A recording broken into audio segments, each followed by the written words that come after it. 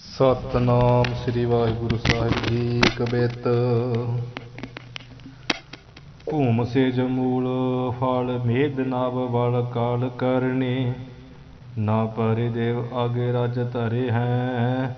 ਕਰੋ ਇਨ ਸਾਤ ਰਤ ਪਿਆਰੀ ਪ੍ਰੇਮ ਵਾਰੀ, ਮਤ ਉਠੋ ਉਠੋ ਤਾਂ ਮੈਂ ਅਬ ਜਾ ਮੈਂ ਬਿਬ ਠਰੇ ਹੈ। ਭੂਮ ਸੇਜ ਮੂਲ ਫਲ ਮੇਦ ਨਵ ਵਲ ਕਲ ਕਰਨੇ। ਵਾਹਿਗੁਰੂ ਜੀ ਕਾ ਖਾਲਸਾ, ਵਾਹਿਗੁਰੂ ਜੀ ਕੀ ਫਤਿਹ। ਸੋ ਆਪਾਂ ਅੱਜ 45ਵਾਂ ਛੰਦ ਵਿਰਾਗ ਸ਼ਤਕ ਦਾ ਭਾਤਰੀ ਸਿੱਧ ਜੋਗੀ ਮਹਾਰਾਜ ਜੀ ਦਾ ਲਿਖਿਆ ਹੋਇਆ ਗ੍ਰੰਥ ਦਾ ਪੜ੍ਹਾਂਗੇ, ਵਿਚਾਰਾਂਗੇ ਕੀ ਕਵਿਤ ਵਿੱਚ ਸਾਨੂੰ ਸਿੱਖਿਆ ਦੇ ਰਹੇ ਹੈ। ਸਾਰੀ ਸਿੱਖਿਆ ਉਹਨਾਂ ਨੇ ਉੱਤਮ ਭਗਤੇ ਦੀ ਨਿਆਈ ਉਂਝ ਮਨ ਦੇ ਰਾਹੀਂ ਹੀ ਆਪਣੇ ਮਨ ਨੂੰ ਕਹਿੰਦੇ ਹੋਏ ਸਾਨੂੰ ਅਥਵਾ ਗ੍ਰੰਥ ਪੜ੍ਹਨ ਵਾਲੇ ਨੂੰ ਸਿੱਖਿਆ ਦਿੱਤੀ ਹੈ। ਆਓ ਆਪਾਂ ਵਿਚਾਰ ਕਰੀਏ। ਕਬਿਤ ਭੂਮ ਸੇਜ ਮੂਲ ਫਲ ਮੇਦ ਨਵ ਵਲ ਕਲ ਕਰਨੇ।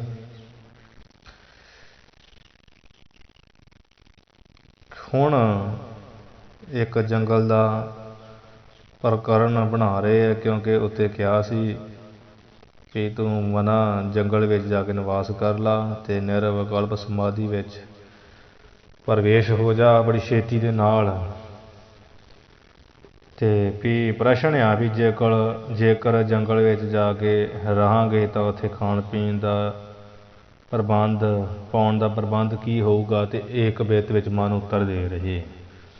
ਭੂਮ ਸੇਜ ਮੂਲ ਫਲ ਮੇਦ ਨਵ ਵਲ ਕਲ ਕਰਨੇ।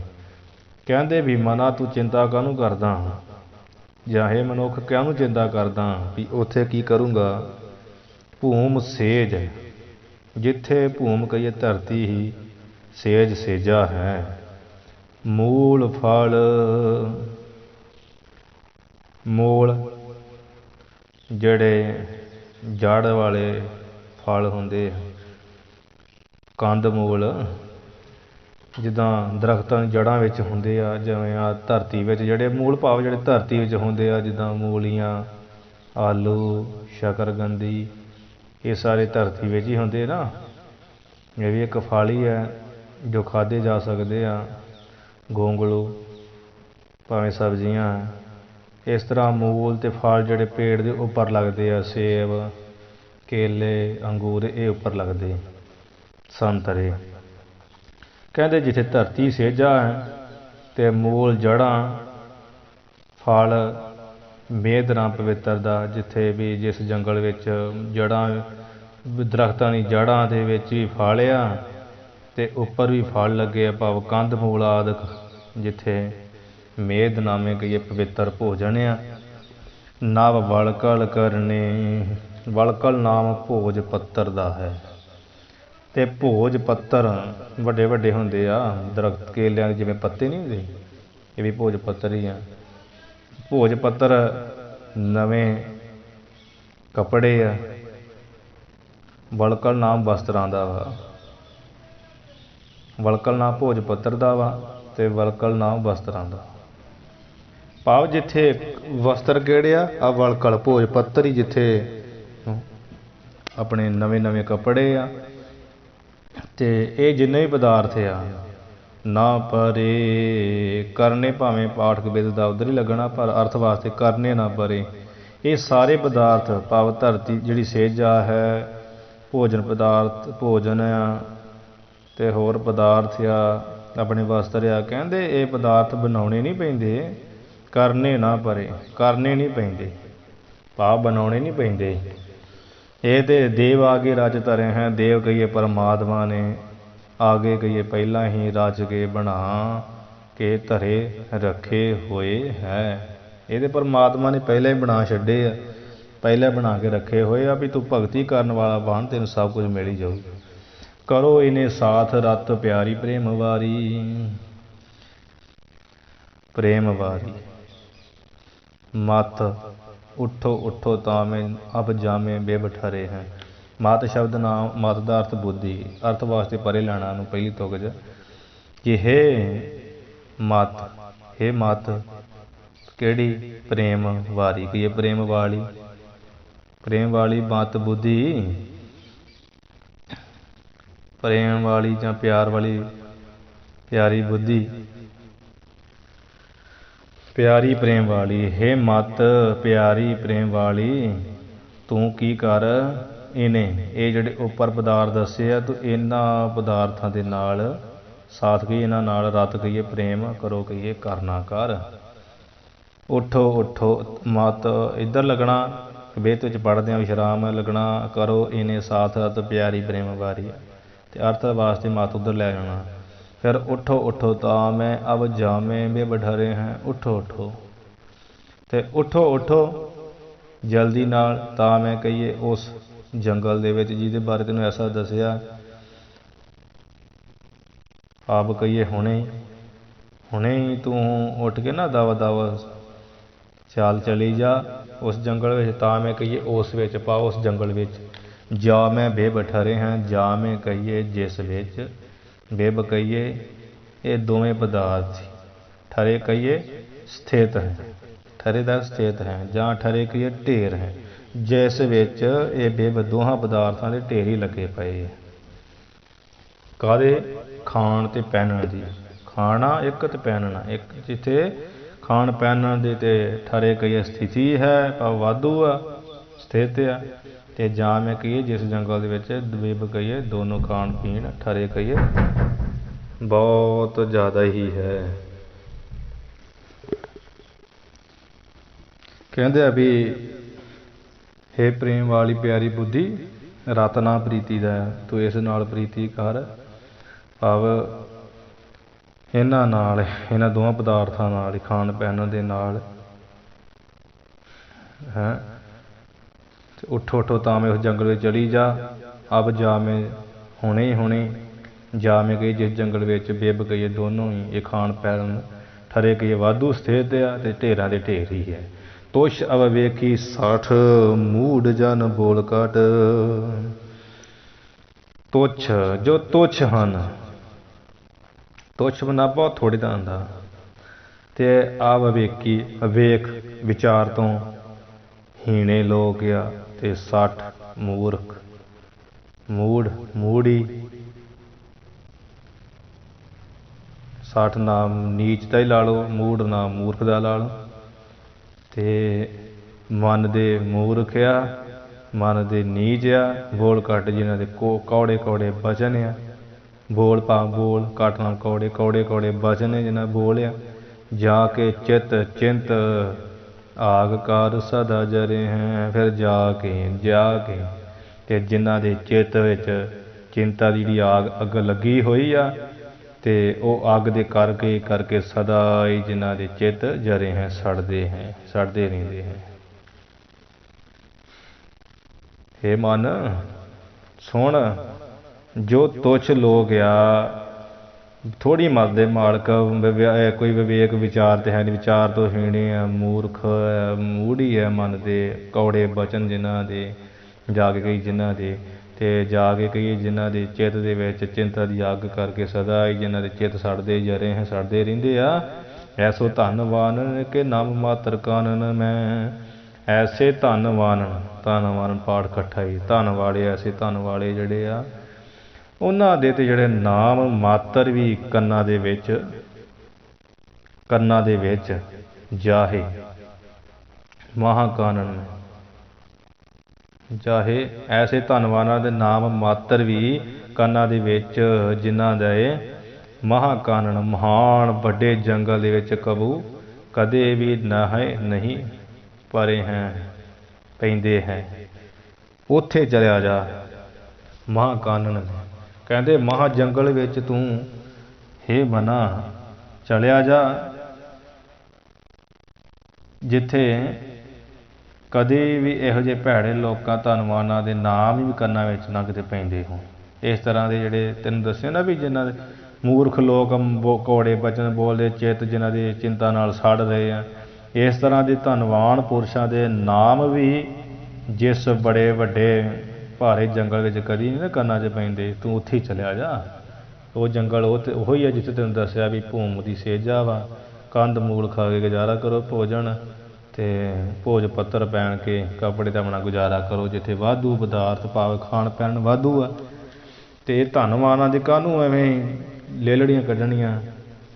ਐਸੇ ਧਨਵਾਨਾਂ ਦੇ ਕਹਿੰਦੇ ਨਾਮ ਕੇਵਲ ਵੀ ਨਾਮ ਵੀ ਕਹਿੰਦੇ ਹੋਰ ਕੀ ਸੋਭਾ, ਨਾਮ ਵੀ ਜਿਹੜਾ ਕੰਨਾਂ ਦੇ ਵਿੱਚ ਇਹ ਜਾਹੇ ਕਹੀਏ ਜਿਸ ਮਹਾਕਾਨਨ, ਜਿਸ ਮਹਾਨ ਜੰਗਲ ਵਿੱਚ ਕਦੀ ਨਹੀਂ ਨਾ ਪੈਂਦਾ ਹੈ ਕੰਨਾਂ ਵਿੱਚ ਨਾਮ ਐਸੇ ਲੋਕਾਂ ਦਾ, ਉੱਥੇ ਤੂੰ ਚੱਲ, ਉਹਦੇ ਵਿੱਚ ਹੀ ਭਲਾ ਹੈ। ਦੋਹਰਾ ਸ਼ਬਦ ਖਲੋਂ ਕੇ ਨਾਮ ਕੇ, ਖਲੋਂ ਕੇ ਕਹੀਏ ਮੂਰਖ, ਮੂਰਖ ਪੁਰਸ਼ਾਂ ਦੇ ਨਾਮ ਮਾਤਰ ਜਿਹੜੇ ਸ਼ਬਦ ਆ, ਨਾਮ ਸ਼ਬਦ ਆ ਨਾ ਜਿਹੜਾ ਨਾਮ ਮਾਤਰ ਸ਼ਬਦ ਵੀ, ਪਰ ਇਹਨਾਂ ਕਾਰਨ ਮਝਾਰ, ਜਿਸ ਜਗ੍ਹਾ ਦੇ ਕਾਰਨ ਕਹੀਏ ਕੰਨਾਂ ਦੇ ਮਝਾਰ ਕਹੀਏ ਵਿੱਚ ਪਰੇ ਨਹੀਂ ਪੈਂਦੇ ਨਹੀਂ ਹੈ। ਐਸੇ ਨਿਰਜਨ ਬਨ ਵਿਖੈ, ਇਹ ਬਨ ਪਾਠ ਦੀ ਸਿਹਾਰੀ ਲੱਗੀ ਨਾ ਬੱਬੇ ਨੂੰ, ਸਿਹਾਰੀ ਬਿਨ ਲਿਖਿਆ ਉਹ ਸਿਹਾਰੀ ਕੱਢ ਕੇ ਬਨ ਕਰ ਦੇਣਾ। ਐਸੇ ਨਿਰਜਨ ਬਨ ਵਿਖੈ, ਇਹ ਐਸੇ ਕਹੀਏ ਇਸ ਤਰ੍ਹਾਂ ਦੇ ਨਿਰਜਨ ਜਿੱਥੇ ਕੋਈ ਵੀ ਜਨ ਨਹੀਂ ਹੈ, ਜਨਾਂ ਤੋਂ ਰਹਿਤ, ਆਦਮੀਆਂ ਤੋਂ ਰਹਿਤ ਭਾਵ ਸੁੰਨਸਾਨ ਬਨ ਵਿਖੈ, ਐਸੇ ਸੁੰਨਸਾਨ ਜੰਗਲ ਦੇ ਵਿੱਚ ਬਸੇ ਬੁੱਧ ਬਾਰ ਬਾਰ, ਜਾ ਕੇ ਕਹਿੰਦੇ ਵਿੱਚ ਵਸ, ਬਸੇ ਬੁੱਧ, ਬਾਸੇ ਕਹੀਏ ਬਸ, ਬੁੱਧ ਕਹੀਏ ਹੈ ਬੁੱਧੀ, ਬਾਰ ਬਾਰ ਇਹ ਬੁੱਧੀ ਮਨੁੱਖ ਜਨਮ ਦਾ ਸਮਾਂ ਇਹੋ ਹੀ ਸ੍ਰੇਸ਼ਟ ਹੈ। ਬਾਰ ਨਾਮ ਸ੍ਰੇਸ਼ਟ ਦਾ, ਬਾਰ ਕੀ ਸਮਾਂ, ਸਮਾਂ ਸ੍ਰੇਸ਼ਟ ਹੈ।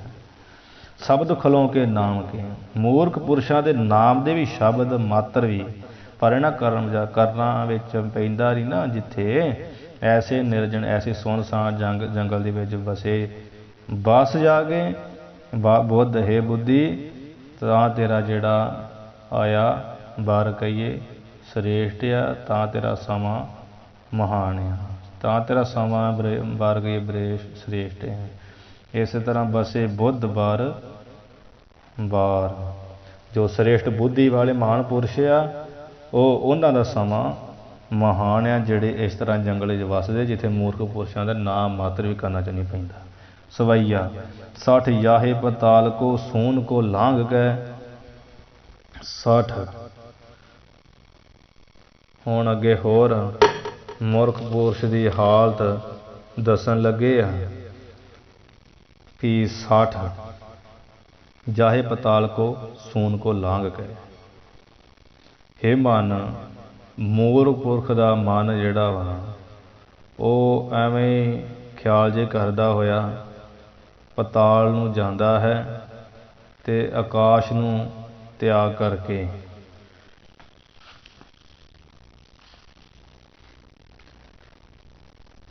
ਅਤੇ ਸੂਨ ਕੋ ਲਾਂਘ ਕੇ, ਸੂਨ ਭਾਵ ਸੁੰਨ ਉਹ ਕੀ ਆਕਾਸ਼, ਆਕਾਸ਼ ਨੂੰ ਲੰਘ ਕੇ ਸੂਨੋ ਫਿਰੈ, ਅਤੇ ਖਾਲੀ ਜਿਹੜਾ ਫਿਰੇ ਕਹੀਏ ਮੁੜਦਾ ਹੈ। ਦਿਗ ਮੰਡਲ ਧਾਵਤ, ਤੇ ਕੀ ਕਰਦਾ ਬਾਅਦ ਵਿੱਚ ਉੱਥੋਂ ਖਾਲੀ ਮੁੜ ਕੇ ਜਿਹੜੀ ਦਿਗ ਦਿਸ਼ਾ ਮੰਡਲ ਆ ਨਾ, ਦਸੇ ਦਿਸ਼ਾਵਾਂ, ਉਹਨਾਂ ਦਿਸ਼ਾ ਦਵਾਂ ਵੱਲ ਧਾਵਤ ਕੇ ਦੌੜਦਾ ਹੈ ਜਾਂ ਉਹਨਾਂ ਦਿਸ਼ਾਵਾਂ ਵੱਲ ਜਾਂਦਾ ਹੈ। ਭਾਵ ਮੂਰਖ ਪੁਰਸ਼ ਦੀ ਇਹ ਗੱਲ ਦੱਸ ਲੱਗਿਆ ਵੀ ਮੂਰਖ ਪੁਰਸ਼ ਨੂੰ ਕਦੇ ਚੈਨ ਹੈ ਹੀ ਨਹੀਂ। ਇਹ ਮਨਾ ਮੂਰਖ ਪੁਰਖ ਦੀ ਗੱਲ ਸੁਣ, ਕੀ ਕਰਦਾ ਉਹ ਕਿ 60 ਜਾਹੇ ਪਤਾਲ ਕੋ, ਸਾ ਮੂਰਖ ਜਾਂਦਾ ਕੀ ਆ, ਜਾਹੇ ਭਾਵ ਜਾਂਦਾ ਹੈ ਕਿੱਥੇ, ਪਤਾਲ ਨੂੰ, ਪਤਾਲ ਕੋ ਜਾਂਦਾ ਹੈ, ਪਤਾਲ ਵਿੱਚ ਜਾਂਦਾ ਹੈ। ਫਿਰ ਜਦੋਂ ਪਤਾਲ 'ਚ ਜਾਂਦਾ ਕੁਝ ਲੈਣ ਉੱਥੋਂ ਨਹੀਂ ਪ੍ਰਾਪਤ ਹੁੰਦਾ, ਉਸ ਪਤਾਲ ਨੂੰ ਲੰਘ ਕੇ ਸੂਨੋਂ ਕੋ ਲੰਘ ਕੇ ਫਿਰ ਆਕਾਸ਼ 'ਚ ਚਲਿਆ ਜਾਂਦਾ ਹੈ। ਆਕਾਸ਼ ਨੂੰ ਲੰਘ ਕੇ ਕਹੀਏ ਲੰਘ ਕੇ ਸੂਨੋਂ ਫਿਰ ਤੇ ਕੀ ਸੁੰਨਾ, ਸੁੰਨਾ ਭਾਵ ਖਾਲੀ ਫਿਰੇ ਕਹੀਏ ਮੁੜਦਾ ਹੈ। ਉੱਥੋਂ ਮੁੜ ਕੇ ਕੀ ਕਰਦਾ, ਦਿਗ ਮੰਡਲ ਧਾਵਤ, ਦਸੇ ਦਿਸ਼ਾਵਾਂ ਦੇ ਜਿਹੜਾ ਮੰਡਲ ਦਿਸ਼ਾ ਮੰਡਲ ਆ ਉੱਧਰ ਨੂੰ ਧਾਵਤ ਕਹੀਏ ਜਾਂਦਾ, ਦੌੜ ਜਾਂਦਾ ਵੀ ਉੱਧਰੋਂ ਕੁਝ ਮਿਲ ਜੂਗਾ। ਪਰ ਅਸਲ ਵਿੱਚ ਸੁਣ, ਬਿਨ ਭਾਗ ਮਿਲੈ ਨਾ ਤਾਨਾਦ ਸੁਖੰ ਤਵ, ਤਵ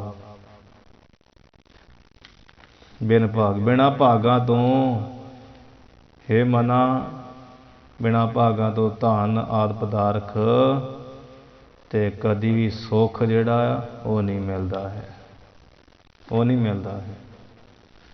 ਵਿਣ ਕਰਮਾਂ ਕੇ ਮਿਲੇ ਲਈ ਮਤ ਵਿੱਚ ਰਤਨ ਜਵਾਹਰ ਮਾਣਿਕ ਜੇ ਇੱਕ ਗੁਰ ਕੀ ਸੇਖ ਸੁਣੀ। ਤੀਰਥ ਨਾਵਾ ਜੇ ਤਿਸ ਭਾਵਾਂ ਵਿਣ ਭਾਣੇ ਕੇ ਨਹਾਏ ਕਰੀ। ਵਿਣ ਭਾਣੇ ਤੋਂ ਪਰਮੇਸ਼ਰ ਦੇ ਭੌਂਤ ਬਿਨਾ ਕੀ ਨਹਾਉਣਾ ਹੈ। ਤੇ ਵਿਣ ਕਰਮਾਂ ਕੇ ਮਿਲੇ ਲਈ ਬਿਨ ਕਰਮਾਂ ਤੋਂ ਮਿਲਣਾ ਵੀ ਕੀ ਹੈ ਤੇ ਕਿਸੇ ਨੇ ਲਿਆ ਵੀ ਅਜੇ ਤੱਕ ਕੀ ਹੈ। ਬਿਨ ਭਾਗ ਮਿਲੇ ਨਾ ਧਨ ਆਦਿ ਸੁਖੰ, ਬਿਨਾ ਭਾਗਾ ਤੋਂ ਨਾ ਦੇ ਧਨ ਪਦਾਰਥ ਆਦਿ ਮਿਲਦੇ ਤੇ ਨਾ ਸੁਖੰ ਕਹੀਏ ਸੁੱਖ ਹੀ ਮਿਲਦਾ ਹੈ। ਚੰਚਲਤਾ ਦੁਖ ਹੇਤ ਜਨਾਵਤ, ਜਿਹੜਾ ਤਵ ਪਾਠ ਹੁੰਦਾ ਨਾ ਉੱਪਰਲੀ ਤੁਕ 'ਚ, ਇਹਦਾ ਅਰਥ ਇੱਧਰ ਲਾਉਣਾ ਤਵ ਚੰਚਲਤਾ। ਹੇ ਮਨ ਤੇਰੀ ਚੰਚਲਤਾ ਹੀ ਮੈਂ ਜਾਣਿਆ ਵਾਂ ਵੀ ਦੁੱਖ ਦਾ ਕਾਰਨ ਆ, ਇਹੀ ਜਨਾਵਤ ਕਹੀਏ ਜਣਾਈ ਜਾਂਦੀ। ਤੇਰੀ ਚੰਚਲਤਾ ਹੀ ਦੁੱਖ ਦਾ ਕਾਰਨ ਜਾਣੀ ਜਾਂਦੀ ਹੈ ਤੇ ਤੇਰੀ ਚੰਚਲਤਾ ਹੀ ਦੁੱਖ ਦਾ ਕਾਰਨ ਜਣਾਉਂਦੀ ਹੈ। ਤੇਰਾ ਜਿਹੜੀ ਚੰਚਲਤਾ ਹੀ ਇਹ ਤੈਨੂੰ ਬਹਿਣ ਨਹੀਂ ਦਿੰਦੀ। ਪਤਾਲ ਆਕਾਸ਼ ਦਿਸ਼ਾ ਮੰਡਲ ਸਾਰੇ ਪਾਸੇ ਤੂੰ ਭੱਜਾ ਹੀ ਫਿਰਦਾ ਹੈ। ਤਤ ਬ੍ਰਹਮ ਨਿਜਾਤਮ ਸੁਧ ਮਨਾ। ਹੇ ਮਨ, ਮਨਾ ਕਹੀਏ ਹੇ ਮਨ, ਤਤ ਕਹੀਏ ਉਹ ਜੋ ਬ੍ਰਹਮ ਆ, ਉਹ ਬ੍ਰਹਮ ਹੀ ਵੇਖ ਨਿਜ ਆਪਣਾ, ਨਿਜ ਆਤਮ, ਆਪਣਾ ਆਤਮਾ। ਨਿਜ ਦਾ ਅਰਥ ਹੁੰਦਾ ਆਪਣਾ, ਤੇ ਜੱਜੇ 'ਚੋਂ ਨਿਕਲ ਗਿਆ ਐੜਾ ਬਣ ਗਿਆ ਕੰਨੇ ਦੇ ਨਾਲ ਆਤਮ, ਨਿਜ ਆਤਮ। ਤਤ ਕਹੀਏ ਉਹ ਜੋ ਬ੍ਰਹਮ ਹੈ ਹੇ ਮਨਾ, ਉਹੀਓ ਹੀ ਨਿਜ ਆਤਮ ਆਪਣਾ ਆਤਮ ਹੈ ਜੋ ਸੁੱਧ ਕਹੀਏ ਸੁੱਧ ਸਰੂਪ ਹੈ। ਪਾਠ ਇੱਥੇ ਸੁਭਰ ਲਿਖਿਆ ਗਲਤ ਪਾਠ ਆ, ਉਹਨੂੰ ਸੁੱਧ ਕਰਨਾ, ਸੁੱਧ ਪਾਠ। ਤਤ ਬ੍ਰਹਮ ਨਿਜਾਤਮ ਸੁੱਧ ਮਨਾ। ਹੇ ਮਨਾ ਤਤ ਕਹੀਏ ਉਹ ਜੋ ਬ੍ਰਹਮ ਉਹੀਓ ਹੀ ਆਪਣਾ ਆਤਮਾ ਹੈ, ਸੁੱਧ ਰੂਪ, ਸ਼ੁੱਧ ਬ੍ਰਹਮ ਤੇ ਸ਼ੁੱਧ ਨਿਜਾਤਮ ਹੈ। ਭਰਮ ਸੋਭੇ ਕਵੀ ਸੁਖ ਹੋਤ ਨਾ ਧਿਆਵਤ। ਪਰ ਤੂੰ ਭਰਮ ਕਹੀਏ ਭਰਮ ਕੇ ਵੀ ਭੁੱਲ ਗਏ ਵੀ। ਸੋ ਭੇਦਾਰਥ ਹੈਗਾ ਵਾ ਭੀ ਅਰਥ ਲਾਉਣਾ, ਸੋ ਭੇਦਾਰਥ ਸਿੱਧਾ ਲਾਉਣਾ ਭੀ। ਭੁੱਲ ਕੇ ਭੀ ਕਵੀ ਸੁਖ, ਕਦੀ ਸੁਖ ਹੋਤ ਨਾ ਧਿਆਵਤ। ਕਦੀ ਤੂੰ ਸੁਖ ਹੋਤ ਕਹੀਏ ਹੋਣ ਲਈ ਨਾ ਧਿਆਉਂਦਾ ਹੀ ਨਹੀਂ, ਤੂੰ ਸਿਮਰਦਾ ਹੀ ਨਹੀਂ। ਹੇ ਮਨਾ ਉਹ ਬ੍ਰਹਮ ਹੀ ਵੇਖ ਆਪਣਾ ਆਤਮਾ, ਆਪਣਾ ਆਪਾ ਹੈ। ਨਿਜ ਆਤਮਾ ਆਪਣਾ ਆਤਮਾ ਹੈ, ਆਪਣਾ ਆਪਾ ਹੈ। ਤੇ ਤੂੰ ਸੁੱਖ ਦੇ ਵਾਸਤੇ ਕਦੀ ਭੁੱਲ ਕੇ ਵੀ ਉਸ ਨੂੰ ਨਹੀਂ ਧਿਆਉਂਦਾ ਹੈ। ਉਹ ਸੁੱਖ ਸਰੂਪ ਹੈ, ਸ਼ੁੱਧ ਸਰੂਪ ਹੈ ਪਰਮਾਤਮਾ, ਕਿਉਂਕਿ ਸਤ ਚਿਤ ਨਾਮ ਸਰੂਪ ਹੈ ਤੇਰਾ ਉਹੀ ਆਤਮਾ। ਉਹਨੂੰ ਤੇ ਮਨਾ ਤੂੰ ਕਦੀ ਭਰਮ ਕਹੀਏ ਭੁੱਲ ਕੇ ਵੀ। ਸੋ ਭੇ ਦਾ ਅਰਥ ਲਾਉਣਾ ਭੀ ਤੇ ਭਰਮ ਦਾ ਅਰਥ ਲਾਉਣਾ ਭੁੱਲ। ਭੁੱਲ ਕੇ ਭੀ, ਭੁੱਲ ਕੇ ਵੀ ਕਦੀ ਵੀ ਸੁੱਖ ਹੋਤ ਕਹੀਏ ਵੀ ਤੈਨੂੰ ਹੋ ਜਾਵੇ, ਸੁਖੀ ਹੋਤ ਕਹੀਏ ਹੋਣ ਵਾਸਤੇ ਤੂੰ ਨਾ ਧਿਆਵਤ, ਧਿਆਉਂਦਾ ਹੀ ਨਹੀਂ, ਸਿਮਰਦਾ ਹੀ ਨਹੀਂ। ਤਵ ਧੁੰਦ ਜਬੇ ਭਵ ਸਿੰਧ ਤਵੈ। ਤਵ ਕਹੀਏ, ਤਵ ਕਹੀਏ ਤੇਰੇ। ਹੇ ਮਨਾ ਤੇਰੇ ਵਿੱਚ ਜਿੰਨਾ ਚਿਰ, ਜਾਂ ਹੇ ਆਦਮੀ ਹੇ ਮਨੁੱਖ, ਤੇਰੇ ਵਿੱਚ ਜਿੰਨਾ ਚਿਰ ਧੁੰਦ ਬਾਦ ਆ ਨਾ। ਧੁੰਦ ਨਾਮ ਕੀ ਹੈ? ਦਵੈਤ ਦਾ। ਦਵੈਤ ਕੀ ਆ? ਦੋ ਨੂੰ ਕਹਿੰਦੇ। ਜਿੰਨਾ ਚਿਰ ਭਾਵ ਤੇਰੇ 'ਚ ਦੁਬਦਾ ਦਵੈਤ ਹੈ ਜਬੇ, ਤਵ ਧੁੰਦ ਜਬੇ। ਜਬੇ ਕਹੀਏ ਜਦੋਂ ਤੱਕ ਤੇਰੇ ਅੰਦਰ ਧੁੰਦ ਦਵੈਤ ਹੈ, ਦਵੈਤ ਹੈ, ਧੁੰਦਵਾਦ ਹੈ। ਭਵ ਸਿੰਧ ਤਵੈ।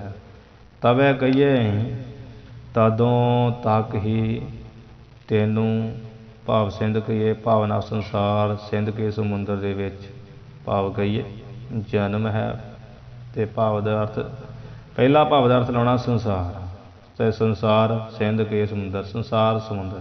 ਤਦੋਂ ਤੱਕ ਹੀ ਤੇਰੇ ਲਈ ਸੰਸਾਰ ਸਮੁੰਦਰ ਹੈ, ਤਦੋਂ ਤੱਕ ਹੀ ਤੇਰੇ ਲਈ ਸੰਸਾਰ ਸਮੁੰਦਰ ਵਿੱਚ ਆਉਣਾ ਜਾਣਾ ਹੈ।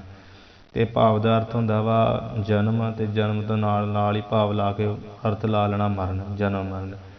ਭਾਵ ਜਦੋਂ ਤੱਕ ਤੇਰੇ ਅੰਦਰ ਦਵੈਤ ਹੈ, ਭਵ ਸਿੰਧ ਤਵੈ, ਤਦੋਂ ਤੱਕ ਹੀ ਸੰਸਾਰ ਸਮੁੰਦਰ ਵਿੱਚ ਤੇਰਾ ਭਾਵ ਕਹੀਏ ਜਨਮ ਮਰਨ ਹੁੰਦਾ ਹੀ ਰਹੇਗਾ ਤੇ ਪਵੇਗਾ ਹੀ ਪਵੇਗਾ ਤੈਨੂੰ। ਤਵ ਸਾਤ ਭਏ ਬਿਨ ਸਾਂਤ ਨ ਆਵਤ। ਇਸ ਲਈ ਹੇ ਮਨਾ ਤੇਰੇ ਸ਼ਾਂਤ ਹੋਏ ਤੋਂ ਬਿਨਾਂ ਤਬ ਸ਼ਾਂਤ ਪਏ। ਤੇਰੇ ਸ਼ਾਂਤ ਹੋਏ ਤੋਂ ਬਿਨ ਗਏ ਬਿਨਾ ਸ਼ਾਂਤ ਨਾ ਆਵਤ, ਤੈਨੂੰ ਸ਼ਾਂਤੀ ਨਹੀਂ ਆ ਸਕਦੀ। ਪਾਪ ਤੋਂ ਮੁਕਤ ਨਹੀਂ ਹੋ ਸਕਦਾ। ਤੇਰਾ ਜਨਮ ਮਨ ਕੱਟਿਆ ਨਹੀਂ ਜਾ ਸਕਦਾ। ਤੇਰਾ ਜਨਮ ਮਨ ਕੱਟਿਆ ਜਾ ਹੀ ਨਹੀਂ ਸਕਦਾ। ਬਿਨ ਸ਼ਾਂਤ ਨਾ ਆਵਤ ਤਬ ਸ਼ਾਂਤ ਪਏ। ਤੇਰੇ ਸ਼ਾਂਤ ਹੋਏ ਤੋਂ ਬਿਨਾਂ ਤੇਰੀ ਨੂੰ ਸ਼ਾਂਤੀ ਨਹੀਂ ਹੋਣੀ। ਭਾਵ ਤੇਰਾ ਜਨਮ ਮਰਨ ਦਾ ਅੰਤ ਨਹੀਂ ਹੋਣਾ, ਖਤਮ ਨਹੀਂ ਹੋਣਾ। ਅੰਤ ਦਾ ਨਾਮ ਹੁੰਦਾ, ਅੰਤ ਨਾਮ ਹੁੰਦਾ ਨਾਸ ਦਾ। ਠੀਕ ਆ। ਤੇ ਆਵਤ ਨਾਮ ਹੁੰਦਾ ਵਾ ਪ੍ਰਾਪਤੀ ਦਾ, ਕਿਉਂਕਿ ਇਹ ਲਿਖਿਆ ਨਾ ਤਬ ਸ਼ਾਂਤ ਪਏ। ਤੇਰੇ ਸ਼ਾਂਤ ਹੋਇਆ ਬਿਨ ਸ਼ਾਂਤ ਤੈਨੂੰ ਸ਼ਾਂਤੀ। ਤੇਰੇ ਸ਼ਾਂਤ ਭਾਵ ਤੇਰੇ ਮਨਾ ਤੇਰੇ ਅੰਤ ਦੇ ਹੋਏ, ਜਦੋਂ ਤੇਰਾ ਅੰਤ ਹੋ ਗਿਆ, ਜਦ ਤੂੰ ਲੀਨ ਹੋ ਗਿਆ, ਮਨ ਤੂੰ ਜੋਤ ਸਰੂਪ ਹੈ, ਤੇਰੇ ਲੀਨ ਹੋਏ ਤੋਂ ਬਿਨਾਂ ਤੈਨੂੰ ਸ਼ਾਂਤੀ ਨਹੀਂ ਹੋ ਸਕਦੀ। ਭਾਵ ਤੈਨੂੰ ਸ਼ਾਂਤੀ ਆ ਹੀ ਨਹੀਂ ਸਕਦੀ। ਭਾਵ ਅੰਤ ਦਾ ਅਰਥ ਹੁੰਦਾ ਵਾ ਜਿਹੜਾ ਨਾਸ ਦਾ, ਨਾਸ।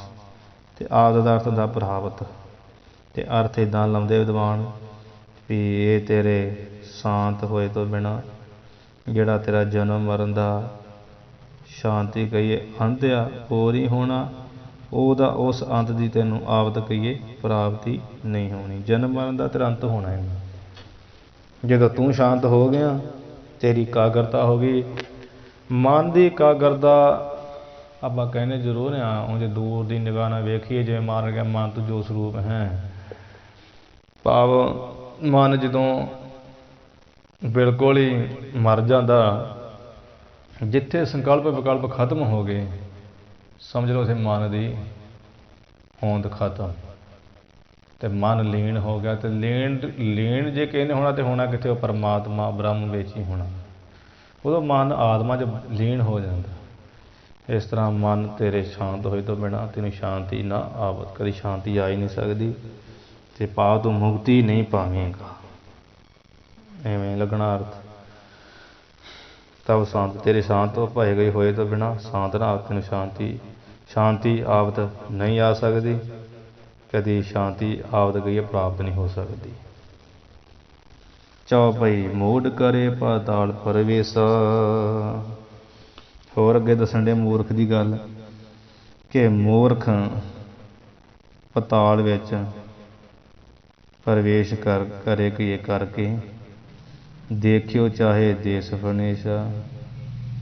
ਅਤੇ ਫਨੇਸ਼ਾ ਫਣਾਂ ਦਾ ਈਸ਼, ਫਣਾਂ ਨੂੰ ਧਾਰਨ ਵਾਲਾ ਜੋ ਨਾਗ ਹੈ, ਅਤੇ ਉਹਨਾਂ ਦਾ ਸੁਆਮੀ ਕੀ ਆ ਸ਼ੇਸ਼ ਨਾਗ।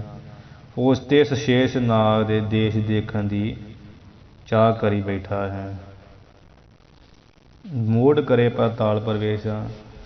ਵੀ ਮੂਰਖ ਬੰਦਾ ਕੀ ਆਂਦਾ ਵੀ ਮੈਂ ਪਤਾਲ ਵਿੱਚ ਪ੍ਰਵੇਸ਼ ਕਰਕੇ ਦੇਖਿਓ ਚਾਹੇ, ਦੇਖਿਆ ਨਹੀਂ, ਦੇਖਿਓ ਪਾਠ ਹੋਣਾ ਇਹਦੇ। ਦੇਖਿਓ ਚਾਹੇ ਪਾਠ ਕਰਨਾ ਜੀ। ਦਾਦੇ ਲਾਵਾਂ ਕੱਖਾ ਜਈਆ ਦਾ ਦੇ ਹੋੜਾ ਪਾ ਕੇ। ਦੇਖਿਓ ਚਾਹੇ ਦੇਸ਼ ਫਨੇਸ਼ਾਂ। ਅਤੇ ਫਣਾਂ ਦਾ ਈਸ਼ ਭਾਵ ਨਾਗਰਾਜ, ਸੱਪਾਂ ਦਾ ਰਾਜਾ। ਫਣ ਦਾ ਈਸ਼ ਉਹ ਕੀ ਸ਼ੇਸ਼ ਨਾਗ ਹੀ ਹੈ, ਜਿਹਦੀ ਅੱਗੇ ਆ ਹੀ ਜਾਣਾ ਕੀ ਸਕਦਾ ਤੁਹਾਨੂੰ ਦੱਸਦਾ। ਸ਼ੇਸ਼ ਨਾਗ ਦਾ ਜਿਹੜਾ ਦੇਸ਼ ਇਲਾਕਾ ਹੈ ਜਿੱਥੇ ਉਹ ਸ਼ੇਸ਼ ਨਾਗ ਰਹਿੰਦਾ ਹੈ, ਉਸ ਦੇਸ਼ ਦੀ ਦੇਖਣ ਦੀ ਚਾਹੇ ਕਿ ਚਾਹਨਾ ਇੱਛਾ ਕਰਦਾ ਹੈ, ਦੇਸ਼ ਵੇਖਣਾ ਚਾਹੁੰਦਾ ਹੈ। ਜੋ ਕਿ ਵਿਸ਼ਨ ਸਹੰਸਰ ਨਾਮ ਨਵ ਤਨ ਕੋ।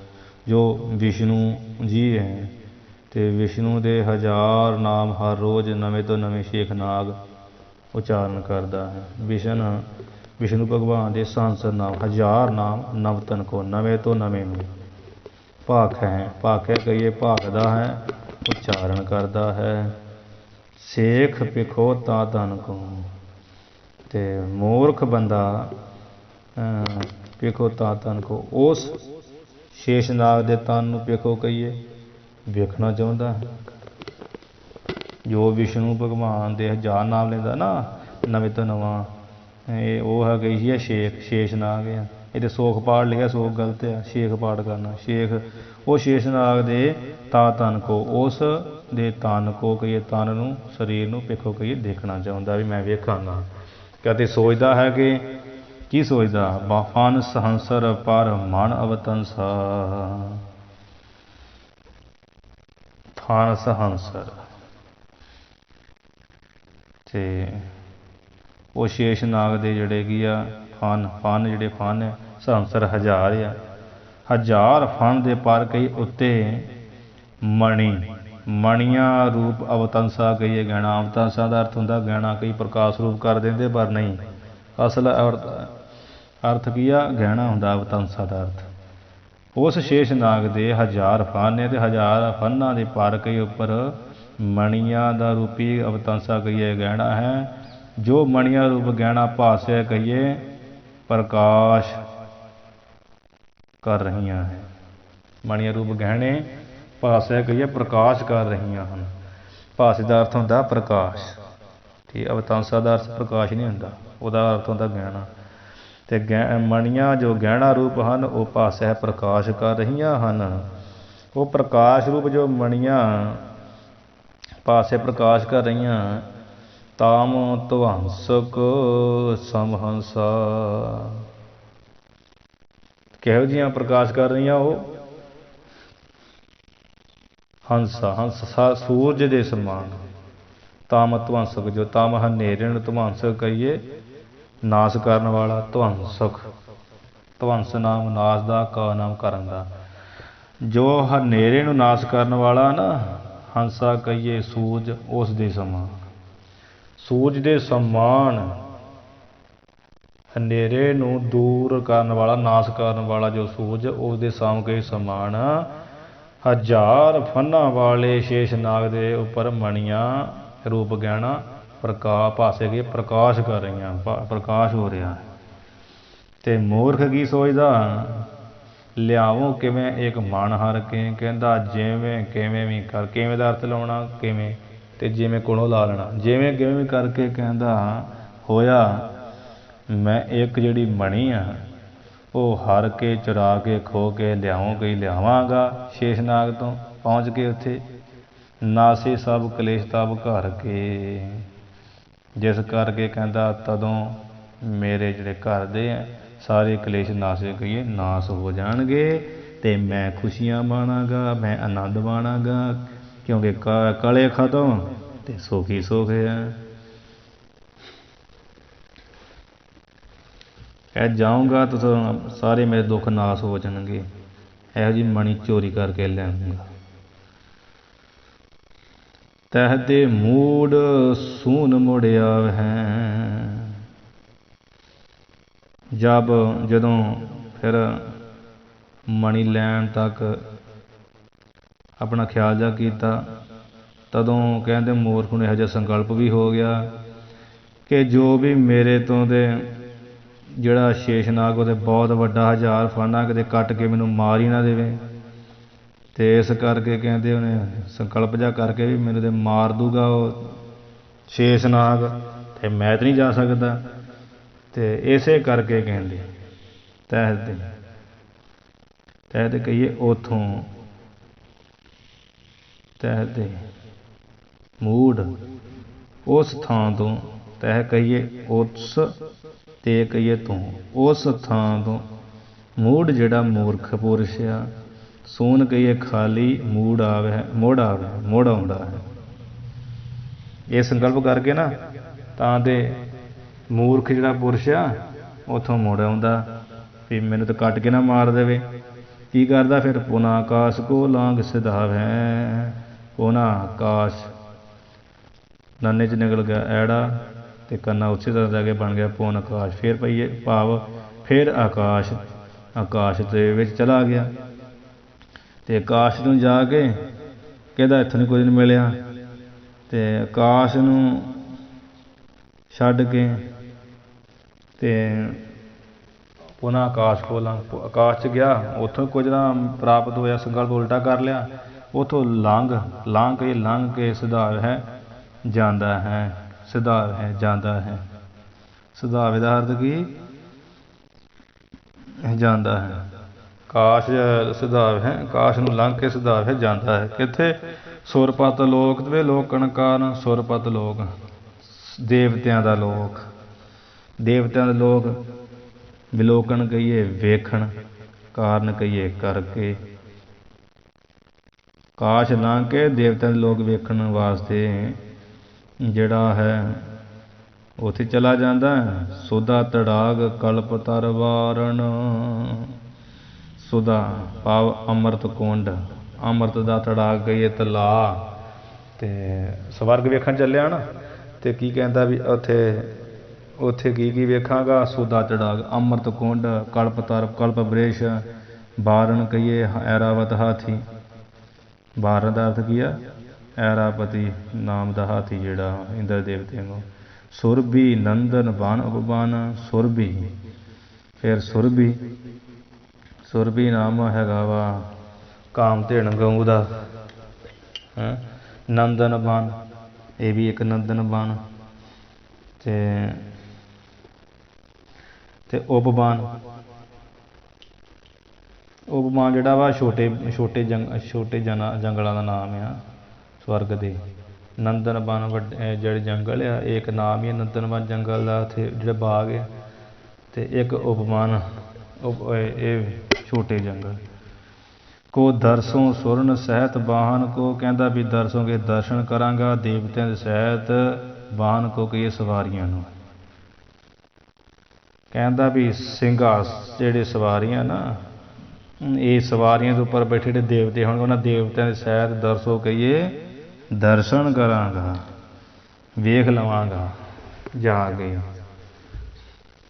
ਬੈਸ ਪਾਕ ਸਾਸਨ ਸਿੰਘਾਸਨ, ਅਤੇ ਪਾਕ ਸਾਸਨ ਨਾਮ ਕੀ ਹੈ? ਇੰਦਰ ਦੇਵਤੇ ਦਾ ਆ। ਅਤੇ ਇੰਦਰ ਦੇਵਤਾ ਵੀ ਜਿਹੜਾ ਰਾਜਾ ਵਾ, ਅਤੇ ਉਹ ਜਿਹੜਾ ਸਿੰਘਾਸਨ ਦੇ ਬੈਸ ਕੀ ਹੈ ਬੈਠ ਕਰਕੇ, ਕਰ ਹੈ ਕਵਣ ਬਿਦ ਬੁਬਧ ਹੈ ਸਾਸਨ।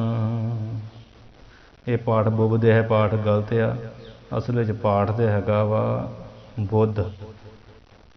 ਕਰ ਹੈ ਕਵਣ ਬਿਦ ਬੁੱਧ ਹੈ ਸਾਸਨ। ਬੁੱਧ ਹੈ ਨਾਮ ਹੁੰਦਾ ਦੇਵਤੇ ਦਾ, ਸਾਸਨ ਨਾਮ ਹੁੰਦਾ ਆਗਿਆ ਦਾ।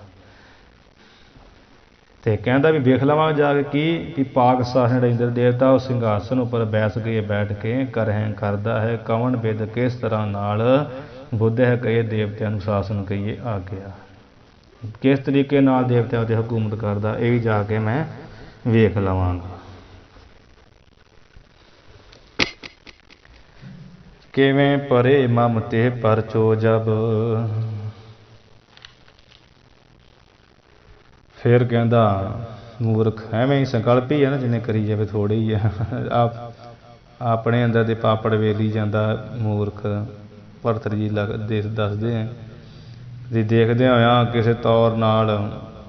ਕਿਸੇ ਤੌਰ ਤਰੀਕੇ ਨਾਲ ਇੰਦਰ ਨਾਲ ਜੇ ਕਿਤੇ ਮੇਰਾ ਪਰਚਾ ਕਹਿੰਦੇ ਪੈ ਗਿਆ, ਪ੍ਰੇਮ ਪੈ ਗਿਆ ਕਦੋਂ ਕਿਤੇ, ਅਤੇ ਮੈਂ ਕਹਿੰਦਾ ਵੀ ਆਪਣੇ ਘਰ ਦੇ ਜਿਹੜੇ ਉਹ ਕੰਮ ਸਵਾਰ ਲਊਂਗਾ।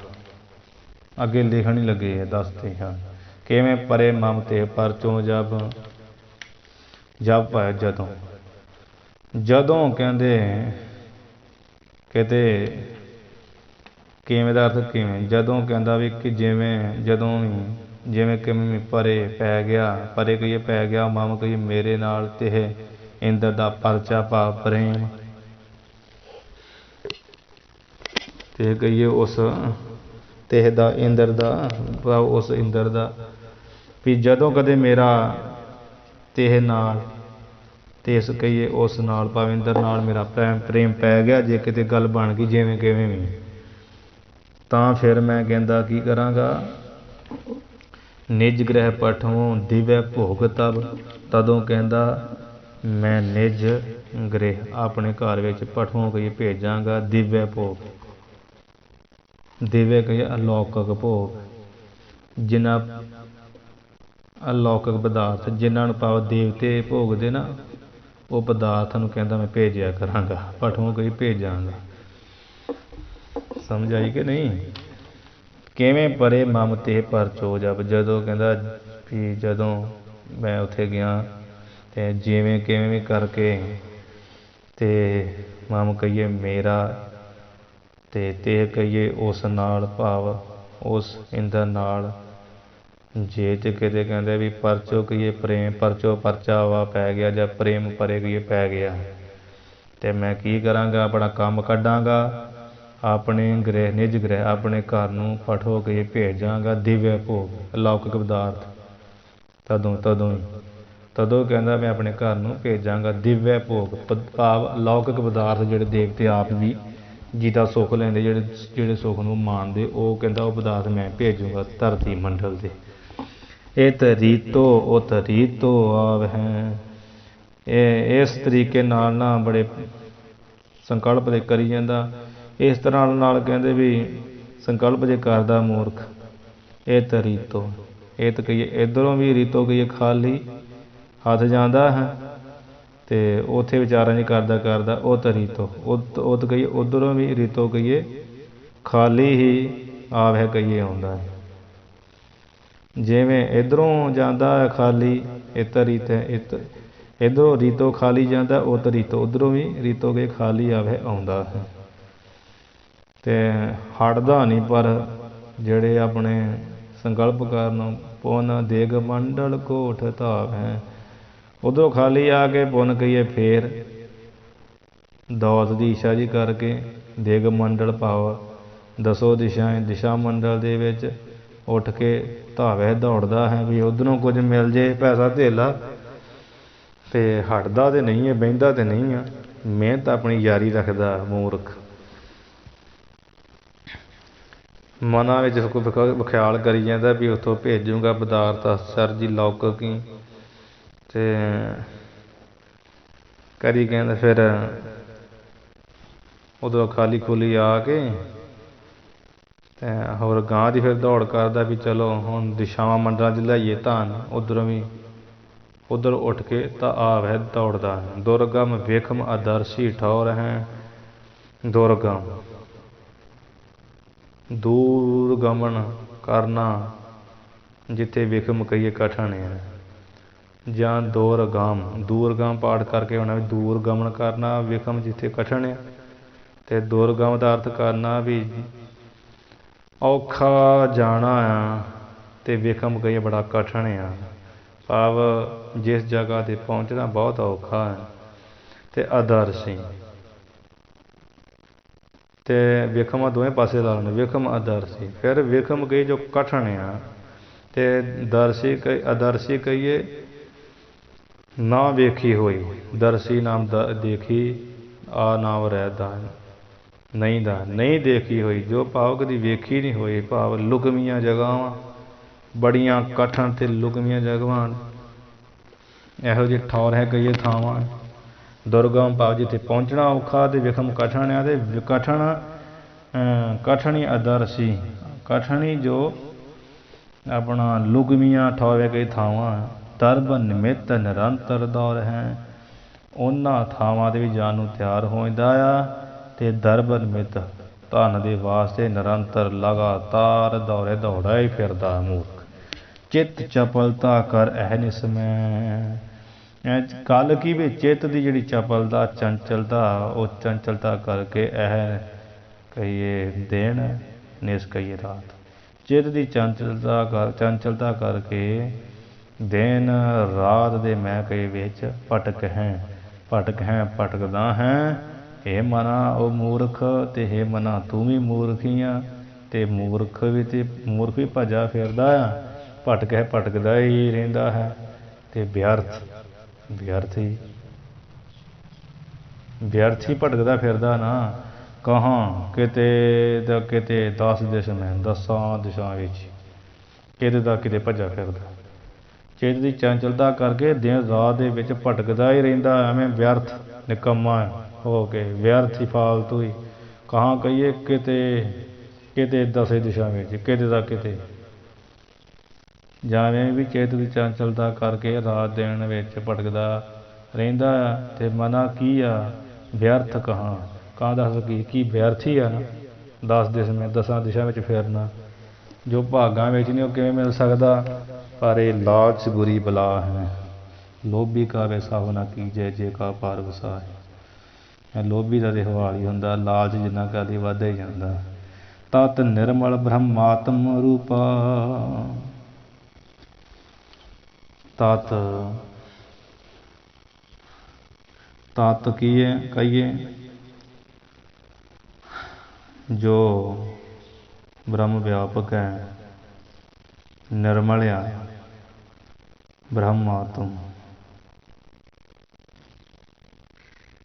ਉਹ ਜੋ ਤਤ ਹੈ ਨਾ ਬ੍ਰਹਮ, ਉਹ ਬੜਾ ਨਿਰਮਲ ਆ, ਤੇ ਉਹ ਨਿਰਮਲ ਬ੍ਰਹਮ ਹੀ ਆਪਣਾ ਆਤਮ ਕੀ ਆਪਣਾ ਆਪ ਹੈ। ਬ੍ਰਹਮਾਤਮ ਬ੍ਰਹਮ ਆਤਮ, ਬ੍ਰਹਮ ਹੀ ਆਪਣਾ ਰੂਪ ਆ ਇਹ ਰੂਪ ਹੈ। ਤਤ ਨਾਮ ਵੀ ਬ੍ਰਹਮ ਦਾ ਹੀ ਹੁੰਦਾ। ਤਤ ਜੋ ਹੈ ਨਾ, ਤਤ ਜਾਂ ਤਤ ਦਾ ਅਰਥ ਉਹ ਵੀ ਹੁੰਦਾ, ਉਹ ਜੋ ਨਿਰਮਲ ਬ੍ਰਹਮ ਆਤਮਾ ਰੂਪ ਆ। ਸਾਖੀ ਸਭ ਤਰ੍ਹਾਂ ਫਿਰ ਸਾਖੀ ਆ, ਭਾਵ ਸਾਖੀ ਕੀ ਆ, ਦ੍ਰਿਸ਼ਟਾ ਰੂਪ ਹੋ ਕੇ ਦੇਖ ਰਿਹਾ, ਸਭ ਜਾਣਨ ਵਾਲਾ, ਜੋ ਸ਼ੁੱਧ ਸਰੂਪ ਆ, ਅਸੰਗ ਆ, ਜਿਸ ਨੂੰ ਕੋਈ ਲਿਪ ਪੁਣਾ ਨਹੀਂ, ਅਲੇਪ ਆ। ਤੇ ਅਨੂਪਾ ਪਾਠ ਲਿਖਿਆ ਤੇ ਪਹਿਲਾ ਪਾਠ ਅਨੂਪਾ ਲਾ ਲਓ। ਅਨੂਪਾ ਪਾ ਜੋ ਉਪਮਾ ਤੋਂ ਰਹਿਤ ਆ, ਤੇ ਅਸਲ ਵਿੱਚ ਪਾਠ ਤੇ ਹੈਗਾ ਅਰੂਪਾ ਪਾ ਜੋ ਰੂਪਾਂ ਤੋਂ ਰਹਿਤ ਆ। ਤਤ ਨਿਰਮਲ ਬ੍ਰਹਮਾਤਮ ਰੂਪਾ। ਇਹ ਮਨ ਉਹ ਜੋ ਤਤ ਨਾਮ ਉਹ ਲਾ ਲਓ ਤੁਸੀਂ, ਇਹਦਾ ਅਰਥ ਲਾ ਲਓ ਉਹ ਜੋ ਨਿਰਮਲ ਆ, ਕਿੱਦਾਂ? ਮਾਇਆ ਤੇ ਅਵਿਦਿਆ ਦੀ ਮੈਲ ਤੋਂ ਰਹਿਤ ਹੈ, ਤੇ ਬ੍ਰਹਮ ਆਤਮਾ ਹੈ ਉਹ ਜੋ ਨਿਰਮਲ ਮਾਇਆ ਵਿਦਿਆ ਦੀ ਮੈਲ ਤੋਂ ਰਹਿਤ ਬ੍ਰਹਮ ਆਤਮਾ ਰੂਪ ਆ। ਤੇ ਸਾਖੀ ਕੀ ਸਾਖੀ ਆ? ਇੰਦਰੇ ਜਿੰਨੇ ਵੀ ਵਿਹਾਰ ਕਰਨ ਡੇ ਆ, ਸਾਡਾ ਸਰੀਰ ਜਿੰਨੀ ਵੀ ਕਿਰਿਆ ਕਰਨ ਡਿਆ, ਜਿਸ ਕਿਰਿਆ ਨੂੰ ਜਾਣਨ ਵਾਲਾ ਉਹ ਸਾਖੀ। ਸਾਖੀ ਰੂਪ ਦ੍ਰਿਸ਼ਟਾ ਰੂਪ। ਫਿਰ ਰਾਗ, ਜਿਸ ਵਿੱਚ ਰਾਗ ਮੋਹ ਨਹੀਂ ਆ, ਦਵੈਸ਼ ਈਰਖਾ ਨਹੀਂ ਆ, ਇਸ ਤੋਂ ਵੀ ਉਹ ਰਹਿਤ ਆ, ਭਾਵ ਸ਼ੁੱਧ ਸਰੂਪ ਆ, ਅਸੰਗ। ਤੇ ਜੋ ਅਸੰਗ ਹੈ, ਸਾਰੇ ਧਰਮਾਂ ਤੋਂ ਰਹਿਤ ਹੈ, ਭੁੱਖ ਪਿਆਸ ਪ੍ਰਾਣਾਂ ਦਾ ਧਰਮ ਆ, ਜੰਮਣ ਮਨ ਸਰੀਰ ਦਾ ਧਰਮ ਆ, ਤੇ ਚਿੱਤ ਦਾ ਧਰਮ, ਚਿਤਵਣੀ ਕਰਨੀ, ਮਨ ਦਾ ਧਰਮ, ਸੰਕਲਪ ਵਿਕਲਪ ਕਰਨਾ। ਉਹ ਇਹਨਾਂ ਚੀਜ਼ਾਂ ਸਾਰੇ ਤੋਂ ਜੋ ਅਸੰਗ ਹੈ। ਅਨੂਪਾ ਪਹਿਲਾ ਪਾਠ ਲਾ ਲਓ, ਅਨੂਪਾ ਜੋ ਅਨੂਪਮ ਹੈ, ਉਪਮਾ ਤੋਂ ਰਹਿਤ ਹੈ, ਜਾਂ ਅਨੋਖਾ ਹੈ, ਅਦਭੁਤ ਹੈ, ਐਸਾ ਜੋ ਬ੍ਰਹਮ ਆਤਮਾ। ਜਾਂ ਇੱਥੇ ਪਾਠ ਹੈ ਅਰੂਪਾ, ਭਾਵ ਜੋ ਰੂਪ ਨਾਮ ਆਕਾਰ ਦਾ ਹੁੰਦਾ, ਜੋ ਸਰੀਰਾਂ ਦੇ ਆਕਾਰ ਤੋਂ ਰਹਿਤ ਹੈ। ਨਾ ਉਹ ਕਾਰਨ ਸਰੀਰ ਹੈ, ਨਾ ਉਹ ਸੂਖਮ ਸਰੀਰ ਹੈ, ਨਾ ਉਹ ਸਥੂਲ ਸਰੀਰ ਹੈ। ਐਸਾ ਜੋ ਬ੍ਰਹਮ ਆਤਮਾ ਹੈ। ਭ੍ਰਮ ਕਰ ਵੀ ਕਬਹੂ ਕਹੂ ਰੀਤੇ। ਭ੍ਰਮ ਕਰ ਤੂੰ ਹੈ ਮਨਾ, ਭ੍ਰਮ ਕਰ ਭ੍ਰਮ ਨਾ ਭੁੱਲਦਾ, ਭੁੱਲ ਕਰਕੇ ਵੀ ਕਬਹੂ ਗਈਏ, ਕਦੇ ਵੀ ਤੂੰ ਕਹੂੰ ਗਈਏ, ਕਿਸੇ ਵੀ ਰੀਤੇ ਕਹੀਏ ਰੀਤੀ ਨਾਲ। ਤੂੰ ਭੁੱਲ ਕਰਕੇ ਕਦੇ ਵੀ ਕਿਸੇ ਰੀਤੀ ਨਾਲ ਨਹਿ ਸਿਮਰਸ, ਨਹੀਂ ਸਿਮਰਦਾ, ਨਹੀਂ ਸਿਮਰਿਆ ਹੈ। ਨਿਜ ਬ੍ਰਹਮ ਆਪਣਾ ਆਤਮਾ, ਜੋ ਨਿਜ ਜੋ ਆਪਣਾ ਹੀ ਰੂਪ ਹੈ ਬ੍ਰਹਮ, ਤੇਰਾ ਆਤਮਾ ਆਪਣਾ ਹੀ ਹੈ, ਤੇਰਾ ਜੋ ਬ੍ਰਹਮ ਰੂਪ ਹੈ ਨਿਜ ਸਰੂਪ ਤੇਰਾ ਆਪਣਾ। ਕਦੀ ਨਹੀਂ ਸਿਮਰਿਆ ਨਿਜ ਕਹੀਏ ਆਪਣੇ ਆਪ ਨੂੰ, ਜੋ ਬ੍ਰਹਮ ਸਰੂਪ ਹੈ, ਤੇ ਅਭੀਤੇ ਕਹੀਏ ਡਰ ਤੋਂ ਰਹਿਤ ਹੈ, ਜਿਹਨੂੰ ਕੋਈ ਡਰ ਨਹੀਂ। ਤੂੰ ਆਪਣੇ ਆਤਮਾ ਨੂੰ ਡਰ ਤੋਂ ਰਹਿਤ ਕਰਨ ਵਾਸਤੇ ਕਦੀ ਸਿਮਰਿਆ ਨਹੀਂ ਆ। ਪਰ ਉਹ ਆਤਮਾ ਤੋਂ ਡਰ ਕੋਈ ਹੈ ਨਹੀਂ ਆ। ਇੱਥੇ ਅਰਥ ਚਲੋ ਵਿਦਵਾਨ ਲਾ ਦਿੰਦੇ ਆ, ਭਾਵ ਇੱਦਾਂ ਹੀ ਇੱਥੇ ਅਰਥ ਲੱਗ ਜਾਣਾ ਵੀ ਭੁੱਲ ਕਰਕੇ ਵੀ ਤੂੰ ਕਦੀ ਕਬਹੂ, ਭਾਵ ਅਰਥ ਕਦੀ ਕਦੇ ਵੀ, ਤੇ ਕਹੂੰ ਦਾ ਅਰਥ ਕਿਸੇ। ਭੁੱਲ ਕਰਕੇ ਵੀ ਕਦੇ ਕਿਸੇ ਰੀਤੇ ਕੇ ਰੀਤੀ ਨਾਲ ਨਹੀਂ ਸਿਮਰਿਆ ਨਿਜ ਬ੍ਰਹਮ ਆਪਣੇ ਆਪੇ ਬ੍ਰਹਮ ਕੇ ਬ੍ਰਹਮ ਨੂੰ, ਜੋ ਅਭੀਤੇ ਗਈ ਹੈ, ਜੋ ਕੂੜ ਦੀ ਪਾਲ, ਜਿਹੜੀ ਭੀਤ ਨਾਮ ਦੀਵਾਰ ਦਿੰਦਾ, ਕੂੜ ਦੀ ਦੀਵਾਰ ਤੋਂ ਰਹਿਤ ਹੈ, ਭਾਵ ਜੋ ਸੱਚ ਸਰੂਪ ਹੈ। ਤੇ ਅਭੀਤੇ ਨਾਮ ਜੋ ਡਰ ਤੋਂ ਰਹਿਤ, ਜਿਹਨੂੰ ਕਹਿੰਦਾ ਡਰ ਨਹੀਂ, ਉਹ ਤਾਂ ਨਿਰਭਉ ਹੈ, ਉਹਨੂੰ ਕਦੀ ਤੂੰ ਸਿਮਰਿਆ ਨਹੀਂ। ਵੈਸ ਸਮਸ ਉਪਾਦ ਭੇਦ ਕਰ। ਹੁਣ ਇੱਥੇ ਲਿਖਿਆ ਨਾ ਵੈਸ, ਵਵਾ ਜੀ ਸਸੇ ਸਿਹਾਰੀ, ਪਾਠ ਕਰਨਾ ਵੈਸ, ਵਿਦ ਲਾਵਾਂ ਸਸੇ ਸਿਹਾਰੀ ਵੈਸ। ਭਾਵ ਉਸ ਨੂੰ ਵੈਸ ਨਾਮ ਵਿਅਸ਼ਟੀ ਦਾ ਅਤੇ ਸਮਸ ਨਾਮ ਸਮਸ਼ਟੀ ਦਾ। ਵਿਅਸ਼ਟੀ ਹੁੰਦਾ ਇੱਕ, ਸਮਸ਼ਟੀ ਹੁੰਦਾ ਬਹੁਤੇ। ਜਿੱਦਾਂ ਇੱਕ ਜੀਵ ਦੀ ਗੱਲ ਕਰਨੀ ਇੱਕ ਦੀ, ਅਤੇ ਵਿਅਸ਼ਟੀ ਈਸ਼ਵਰ ਦੀ ਗੱਲ ਕਰਨੀ ਅਤੇ ਸਮਸ਼ਟੀ। ਜੀਵ ਵਿਅਸ਼ਟੀ ਉਪਾਧੀ ਵਾਲਾ ਅਤੇ ਕਿਉਂਕਿ ਇੱਕੋ ਜਿਹਾ ਹੁੰਦਾ, ਅਤੇ ਈਸ਼ਵਰ ਸਮਸ਼ਟੀ ਉਪਾਧੀ ਵਾਲਾ, ਕਿਉਂਕਿ ਸਾਰੇ ਵੀ ਈਸ਼ਵਰ 'ਚ ਆ ਜਾਂਦੇ, ਸਾਰੇ ਸਰੀਰ ਇੱਕ ਹੀ ਜੀ ਈਸ਼ਵਰ 'ਚ ਹੀ ਆ ਜਾਂਦੇ। ਬੰਦੇ ਦੇ ਵੱਖੋ ਵੱਖਰੇ ਸਰੀਰ ਤਿੰਨ ਆ, ਉਹ ਈਸ਼ਵਰ ਦੇ ਤਿੰਨ ਸਰੀਰ ਵੱਖਰੇ, ਪਰ ਈਸ਼ਵਰ ਦੇ ਇੱਕ ਸਰੀਰ 'ਚ ਸਾਰੇ ਹੀ ਸਥੂਲ ਸਰੀਰ, ਸਾਰੇ ਕਾਰਨ, ਸਾਰੇ ਸੂਖਮ ਆ ਜਾਂਦੇ। ਇਸ ਕਰਕੇ ਉਸ ਨੂੰ ਵਿਅਸ਼ਟੀ, ਵਿਅਸ ਨਾਮ ਵਿਅਸ਼ਟੀ, ਸਮਸ ਨਾਮ ਸਮਸ਼ਟੀ, ਸਮਸ਼ਟੀ ਰੂਪ ਉਪਾਧੀ ਦੇ ਭੇਦ ਕਹੀਏ, ਭੇਦ ਕਰਕੇ ਇਹ ਫਰਕ ਕਰਕੇ ਜੀਵ ਈਸ਼ਵਰ ਕਾ ਦਵਿਧ ਭੇਦਾ ਪਰ।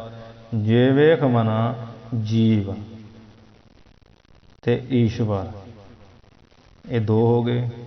ਜੀਵ ਈਸ਼ਵਰ ਦਾ ਦਵਿਧ, ਇਹ ਦੱਦਾ ਪਿਆ ਨਾ ਜਿਹੜਾ ਦੱਦੇ ਨੂੰ ਸਿਹਾਰੀ ਅਤੇ ਪੈਰ 'ਚ ਵਾਵਾ ਧੱਦੇ ਸਿਹਾਰੀ, ਦੱਦਾ ਕਰ ਦੇਣਾ ਮੁਗਤਦ, ਵਵਾ ਜਿਹੜਾ ਪੈਰ 'ਚ ਉਹਦੇ ਸਿਹਾਰੀ ਕਰ ਦੇਣੀ, ਬਣ ਜਾਣਾ ਦਵਿਧ, ਅਤੇ ਦੱਦੇ ਨੂੰ ਔਂਕੜ ਹੋ ਜਾਣਾ ਦਵਿਧ। ਆਹ ਦੋ ਵਿਧੀਆਂ, ਦੋ ਤਰ੍ਹਾਂ ਨਾਲ, ਜਾਂ ਦਵਿਧ ਹੀ ਪਾਠ ਰਹਿਣ ਦੋ ਤਰ੍ਹਾਂ ਦਾ। ਜੀਵ ਅਤੇ ਈਸ਼ਵਰ ਦਾ ਦੋ ਤਰ੍ਹਾਂ ਦਾ ਭੇਦਾ ਪਰ, ਭੇਦਾ ਪਾਰ, ਭੇਦਾ ਨਾਮ ਭੇਦ, ਪਾਰ ਨਾਮ ਪਿਆ ਹੋਇਆ।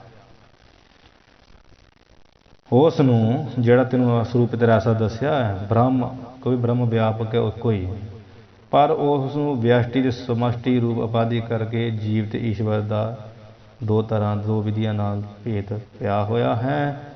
ਕਾਹਦੇ ਕਰਕੇ? ਮਾਇਆ ਵਿਦਿਆ ਮਿਲ ਮਿਲ ਪਾਸੇ, ਮਾਇਆ ਨਾਲ ਮਿਲ ਕੇ ਅਤੇ ਉਹ ਈਸ਼ਵਰ ਕਹਾ ਰਿਹਾ ਹੈ, ਅਤੇ ਅਵਿਦਿਆ, ਵਿਦਿਆ ਦੀ ਉਪਾਧੀ ਕਰਕੇ, ਵਿਦਿਆ ਨਾਲ ਮਿਲ ਮਿਲ ਲਿਖਣਾ, ਮਾਇਆ ਮਿਲ ਪਾਸੇ, ਅਵਿਦਿਆ ਮਿਲ ਪਾਸੇ ਦਾ ਅਰਥ ਕਰਨਾ।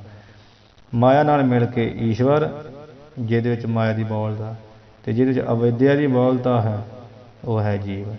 ਭਾਵ ਮਾਇਆ ਨਾਲ ਮਿਲ ਕੇ ਉਹ ਜੀਵ ਭਾਸਦਾ ਹੈ, ਵਿਦਿਆ ਨਾਲ ਮਿਲ ਕੇ ਉਹ, ਮਾਇਆ ਨਾਲ ਮਿਲ ਕੇ ਈਸ਼ਵਰ ਭਾਸਦਾ ਹੈ, ਅਤੇ ਅਵਿਦਿਆ ਨਾਲ ਮਿਲ ਕੇ ਉਹ ਜੀਵ ਭਾਸਦਾ ਹੈ। ਕਿੱਦਾਂ?